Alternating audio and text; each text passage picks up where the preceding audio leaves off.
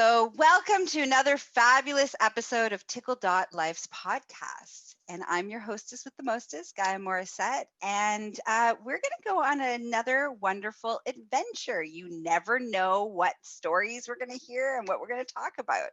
So, as always, I let my guests introduce themselves so that I don't mispronounce their name. So, wonderful guests, introduce yourself to our audience. Hi, Gaia. My name is Elayne Safir, and I'm the co-founder of an app called Eforia, and I'm calling in from New York. Nice. And at the end of the show, we'll learn all about this app and why it's so awesome. All right. So I always start with get the guests loosen up a little bit. So do you sleep naked or with pajamas on? It varies. Sometimes naked, sometimes pajamas, sometimes shamefully, whatever clothes I like slightly drunkenly stumbled in home from my date with. I'm just trying to be honest. It happened.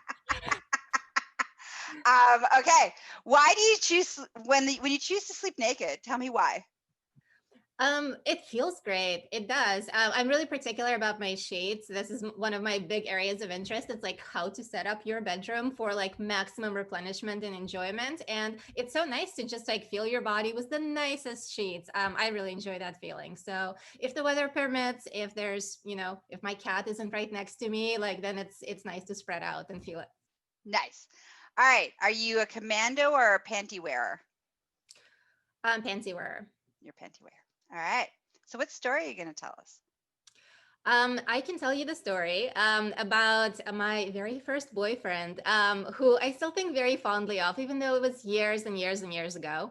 I'm 38, and this was so more than 20 years ago. I might have been 14 or 15 when we met.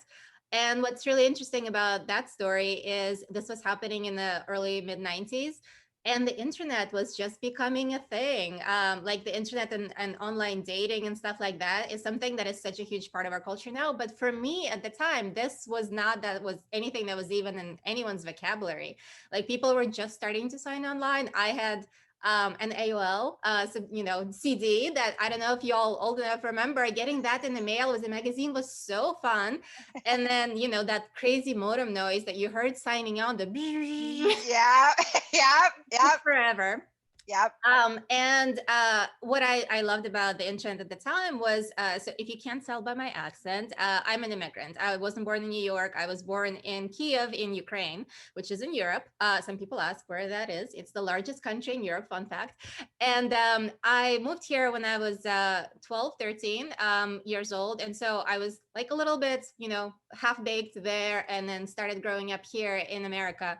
And the internet was like the best thing that ever happened to me because I felt a little bit like an outsider. And then suddenly I was able to get online and find all these amazing people who like the same random things that I did. And nobody could hear my accent, more importantly. So the first question that I was asked on the internet wasn't like, oh, hey, so where are you from? No, where are you really from?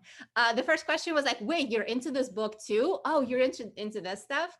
And so that's where I started actually making like my first real big connections since I moved here. And it coincided, of course, with like coming of age and hitting puberty. And so it was just an all around exciting, explosive time.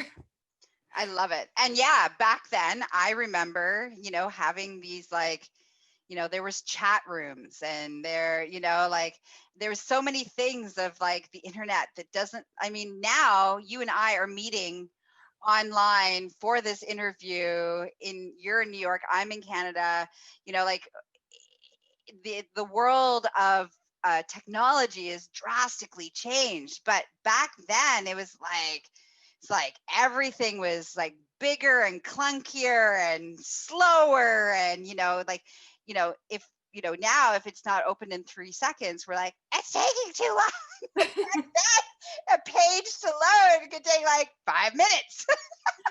Absolutely. And that's something like this idea of like real-time video chatting was the stuff of sci-fi at the Yeah. time. So, I'd made some friends on the internet, and nobody used their real names. It's not like with Facebook Mhm. now. It was like your random AOL screen name. Mine was a combination of like consonants that cannot be pronounced because it was like based on some random fantasy novel I'd read at the time. I was like 14. I didn't know any better. And so what, all my friends, you really could be anyone on the internet. Nobody had actual profile photos. And eventually when you did like get off the chat room and actually start having one-on-one instant message conversations, it was, like a really dramatic point where it was like, oh, are we going to send each other somehow photos of ourselves so we can actually see who this person is? Wait, how old are you actually? Are you a man or a woman? Are you non-binary? What are you? Are we going to like exchange our phone numbers and talk on the phone and hear each other's voice? It was just such a big deal. It's something that like we don't think about today at all. And I remember like at the time sending my own photo and knowing that it was going to take like one line of pixels at a time, about 10 minutes on this low modem dial-up connection for it to download, like sitting on the edge of my seat being like, is he gonna like me?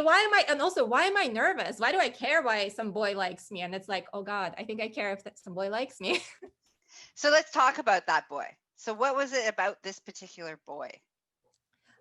Well, it was interesting, right? Because again, when we met, I didn't even know it was a boy. I didn't know it was anything. It was just somebody who I had like made a connection with on the internet over like a shared fantasy novel experience, as you do at the time. And suddenly the conversations that we started having were just becoming what in retrospect I can only say are like intimate. We started talking about ourselves, our families, like what we were really feeling and experiencing and loving about life. And it was really shocking to me too, because what I'd found out is I was living in New York at the time. He was living in Des Moines, Iowa, that I had to look up on the internet. And this is pre-Google. So I had to like, I don't know, maybe open up my encyclopedia and Carter CD probably and like look up where that even is. Found out it was thousands of miles away and Iowa's cornfields. And then I had many questions like, what is living in a cornfield like? Are you in a hut? Do you have shelter? All the usual things. But yeah, suddenly I found myself like thinking about, wait, what is this guy thinking? What is he doing right now? What am I doing? And only in retrospect I was like, okay, that was kind of my, I guess, my sexual awakening at the time, and with no resources whatsoever either, because I don't know if like people relate to this, but growing up in an immigrant family, we did not talk about sex. Like we didn't get the sit down birds and bees talk at all. I think when I was maybe like 12, my mom like opened the door to my bedroom and like grenade style, like threw a book in there and like quickly shut it. And I was like, if you have any questions, maybe ask a teacher. And the book had like some basic information in it. And I was like, wait, I do have a lot of questions. And she was like, too bad, running away. So okay, so you how did the transition go from like you're just friends on the internet, you're just talking on the internet, to moving into this more of a romantic, intimate, you you're kind of like all of a sudden, and when did you find out he was a boy? I think it probably came up like a little bit into talking to each other. And what was interesting is it didn't register with me at first, like, oh, it's a boy, right? It's just it's like, okay, it's a boy, like who cares? I'm talking to lots of people on the internet. I should also point out at the time, I think most of the people on the internet were boys. So it was like, oh, guys like gadgets and whatever. And so they were the first ones to try the internet things. But what was I think also fascinating, he was, I think at the time it was so scandalous, he was like a year older than me, which felt like he was all of the adult at the age of 16, which I was not. And I think at some point, as we started spending more and more time together talking, we found ourselves like sneaking away and like fighting for the modem time, because you got to also remember, nobody could just get on the internet. You had one phone line in the house and your parents were using it for actual phone calls they needed to make or people needed to call them, and you had to be like, hey, no, can I use the phone line to get on the internet to talk to? And I think maybe my parents even picked that up on it more before I did. They were like, who is this boy? Wait, and why are you spending so much time talking to him? So then I asked that same question of myself. And then as we started chatting, suddenly the conversations got so lovely and intimate. They started transitioning to, I'm thinking about you. I'm I I was thinking about last night. I had a dream about you. You did this in my dream. And like I started feeling all the things physically that I just never felt before in response to that. I felt myself flush. I felt like my palms get a little sweaty. I found myself sitting on this chat and twirling my hair, which is, like what have I been doing? What signal am I sending? You can't see me. Yeah. So, Um, question. Okay. yeah. At this point, had you seen the picture of him yet? No, I haven't. And that was the thing. And so the moment that I finally did, I got a picture of him. That was another like whole new body sensation of like, oh my God, I'm seeing a picture of someone and I'm so in the weird way, like kind of turned on by this photo. Like he's attractive, he's interesting. He doesn't look like anyone I've ever seen before because he's got this like Midwestern, Iowa farmer. He's not a farmer. He's from a nice middle class family. I don't know why I'm saying that. Um, and so that's sort of, I think when the pictures were exchanged, that was sort of our first step into, okay, I think we're about to start calling ourselves boyfriend and girlfriend because this is like now becoming a thing. And it was so interesting at the time because like long distance relationships, I don't know, like my only experience was what, so back in the 1600s, poets used to write like letters to each other or something from, I don't know, one estate to the other because they couldn't see. But this wasn't that kind of a situation. Like we could potentially somehow maybe figure out how to see each other in person. And so we started talking on the phone. And to the great shock of both of our families, basically ended up I'm like 14 or 15 at the time. He's 16, organized a way to go see each other and actually So meet. how long were you engaged in interacting online before you moved to the phone, before you moved to, I kind of want to give because again, it's a different culture than we have now. Everything's so instant, right? So how long were you, and okay, yeah, so how long give us the time frame. I'm going to approximate because obviously this is a little while ago. Yeah. But I think probably just chatting before even knowing what we looked like a couple of months of like literally spending all the time just texting with this person and not texting on the phone. There was no texting on the phone. No. Nobody had cell phones. It was, I mean, instant messaging on the computer for the 1 hour a day you were allowed to go on, and like sneaking in at night as your parents are asleep to steal the phone line and being like, oh my God, quiet modem, stop making the sound. You're gonna wake up the household because I'm trying to like be real sneaky here. And then probably another months before we graduated talking on the phone. And then that became a thing, which at the time cost money, mind you. Oh yeah, so much money. Expensive. First time my parents saw the bill, that was also a really big deal. And then after that, we started calling each other boyfriend and girlfriend a couple of months into the phone conversations. Like the L word was exchanged, whatever that meant at the time, because we've never even seen each other.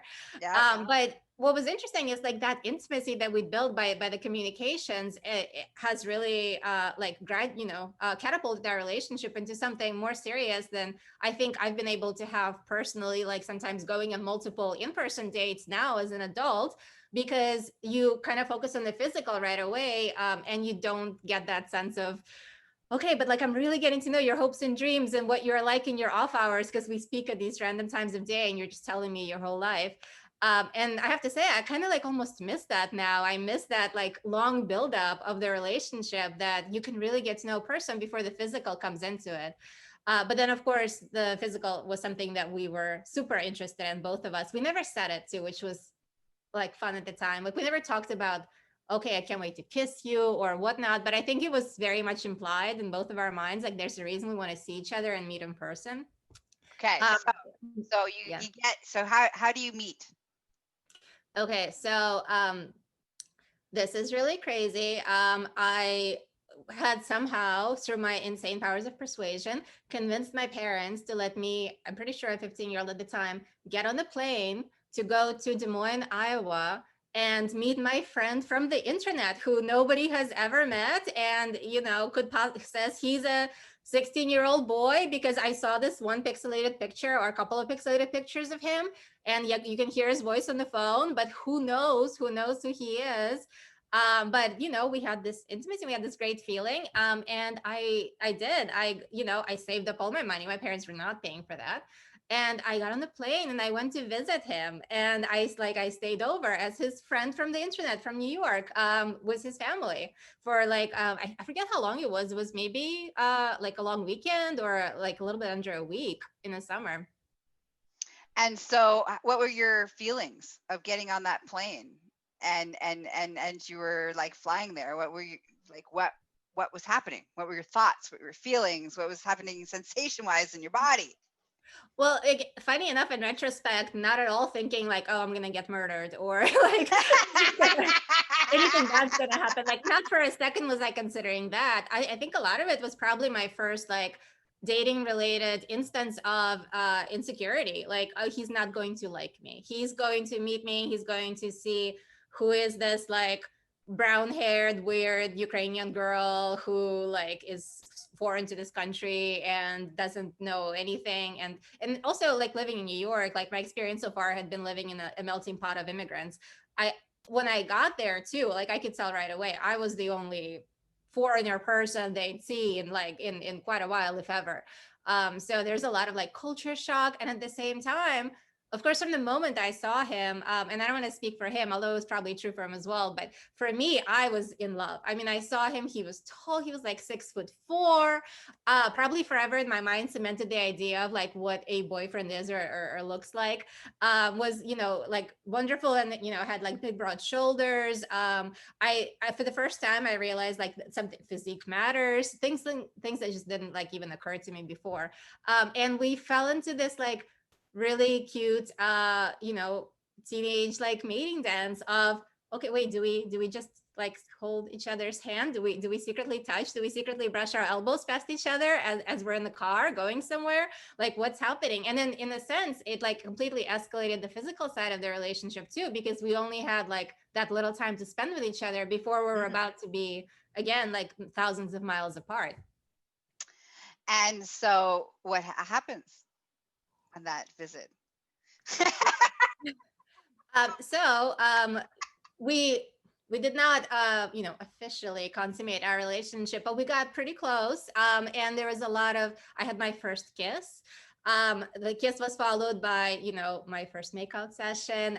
We ended up hanging out in his bedroom a lot and kind of just, you know, exploring each other's bodies, which was awesome and amazing and so different from anything I'd ever experienced before.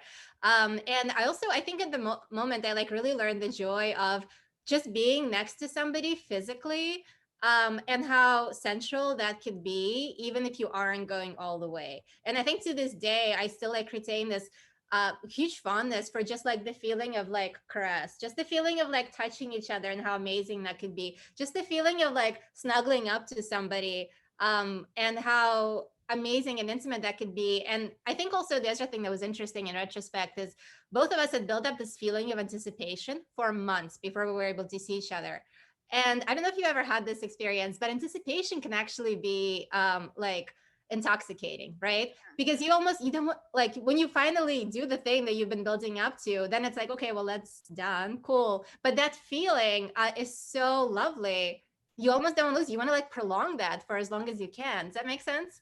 Yeah, and then there's also that piece around like there's the expectation and the anticipation and the you know what's going to be like and the butterflies and the tingles and the possibilities of the fantasies and the all this stuff on one hand is intoxicating, but also on the other hand can be incredibly a letdown too. So it's like this kind of like it's double-edged sword around that, you know, because it'd be like, oh, this is what I've worked up to believe, and then it doesn't happen the way you want it to. So, you know, I'm a firm believer that it can go either way. Always. And that's actually part of the fun, isn't it? It's the will they or won't they? And then it's exactly. Like, are you actually disappointed at the end of it? And you know, of course, like that's the high you almost end up chasing your whole life too. It's that like the drama of it, the romance, all the feelings that it sparks in you. In a sense, probably like, you know, your I don't know, like your your insecurities too about how, well, I also don't want to be a letdown for somebody because, mind you, of course, I'm like, you know, I don't know what's the step before virgin. Like I knew nothing. I had zero experience like even kissing anybody before. So to me, this was literally a brave new world of being in America. literally brave new world of sexuality, thinking of myself as a woman and of somebody else as like a potential sexual partner. And then actually like figuring out what the motions and the physical interplay actually had to be like. And I think so many people like grow up without that. I know I certainly did. Probably a lot of people my generation did. So was this your first boyfriend? Was this completely your first boyfriend? My very, very first, my First. first internet boyfriend. I actually have a series of a couple more internet boyfriends that I've had since then, but the first and obviously like the fondest that I was thinking of. But yeah, my very first, all the things. Nice. And how does your family and your friends start to deal with this? So what's going on in the background around like, what are you doing? Like, what's happening? Right. And I think that was so interesting as well. My parents had no idea what to do with this. And I can only thank the fact that we were like new in this country and they were so desperately working on like learning English, getting their first jobs, figuring out how they're gonna like make a living, that I was even able to get away with this. Because I feel like it'd been a couple of years later and they were a little more established. No way were they going to let me, like they just did not have the mental space to deal with that kind of crazy that their almost teenage daughter was doing. I think also coming from like a communist country, we like more instinctively trusted strangers as opposed to having come to live in America. And now, of course, I've like heard every true crime podcast, watched every murder, and then 17 bodies were found, TV show. Obviously, but at the time, like that's not how I grew up. I grew up with all my neighbors, being intimately aware of like everybody's lives. The communism was a thing. Communism was like all your neighbors. Meanwhile, you're all part of the same social state. And so I think that's also why they allowed me to do this. My friends in America, the few friends I had at the time, were definitely like, okay, this is crazy. Like maybe goodbye forever. It's been nice knowing you. Like we're going to bring flowers and leave them at your, old PC, to make a little makeshift memorial to the first America Online victim. Like, but I think in retrospect, it turned out to be awesome. Like he ended up coming to visit me in New York a couple of times. We'd seen each other a few more times through the years.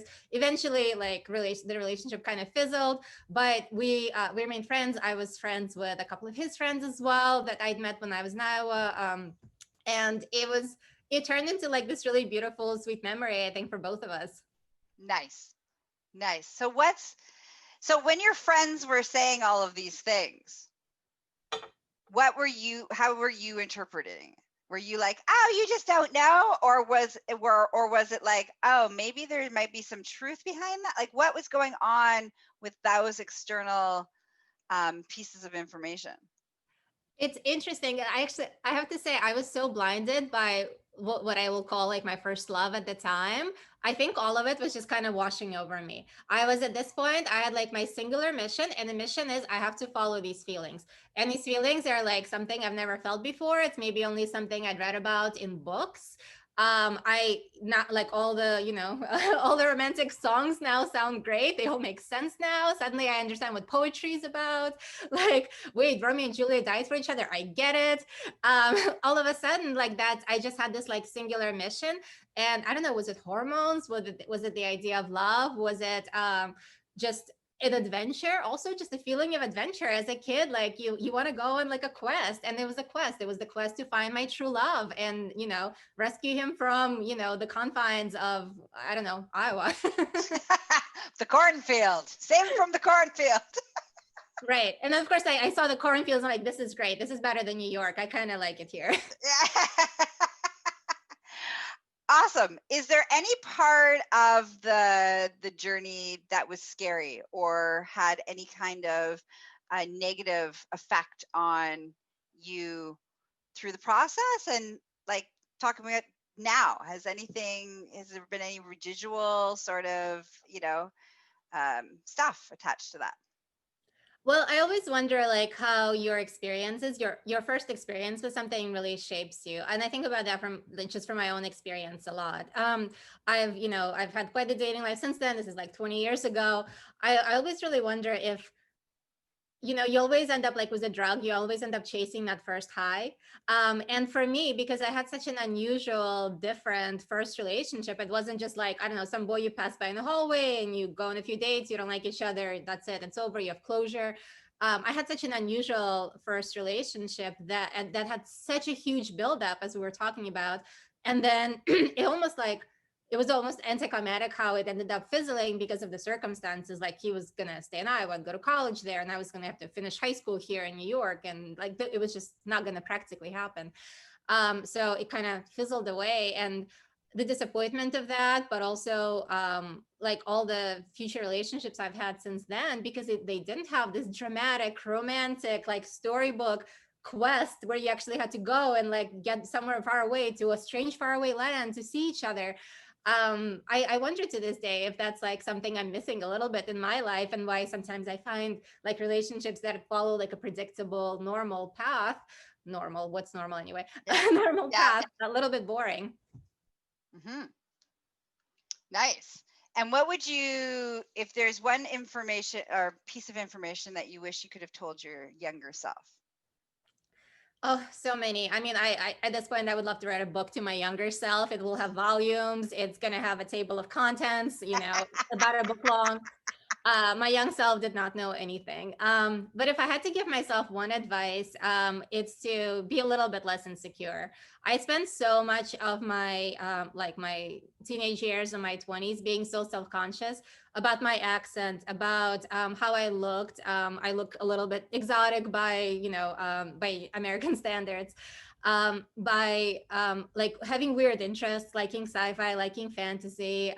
This idea of like the dream geek girl or whatever wasn't really prevalent in pop culture yet. So I definitely felt like an outsider.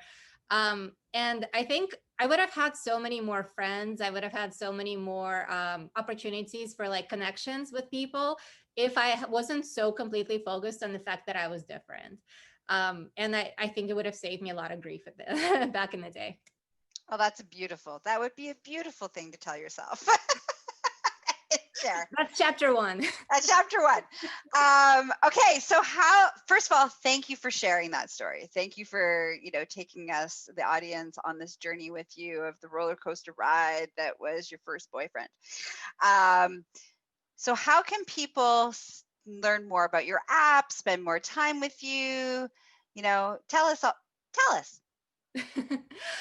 So many ways. Well, as like one of the original people on the internet since the early 90s, I of course have a huge internet presence, and I work in tech. I make apps and I make websites. And my latest project is an app called Eforia, which is a sexual wellness and discovery app where you can play interactive online chat games. Now that I'm thinking about it, probably in some sense inspired a little bit by my very first experience, like learning how to come to terms with my sexuality through like a chat-based interface. But it's really for people of all ages. We have people from very young to very old in the 80s and 90s using the app now. It's called Euphoria, and it's also got a lot of really interesting content on the entertainment and educational side. So we have a sex therapist on staff who answers a Q&A advice column about sexual wellness. We have amazing writers, amazing art being featured, erotica art on the app. And besides that, I am a huge Instagram addict. I have no shame about this. Please follow me on Instagram. You will see me post about all sorts of random things about my life and my nature photography, which is a hobby. And my Instagram handle is Elayne with 3 Y's. Nice. All right. Thank you for being on the show. Thank you, Gaia. It's such a pleasure speaking with you. It was wonderful. All right, audience, you know the drill. Go visit Tickle.Life podcast and all of the platforms. See all the other wonderful interviews and episodes. Don't forget to visit Tickle.Life for all of your sexual wellness needs and education. And have a juicy day. May it be filled with pleasure and orgasmic bliss. Bye-bye.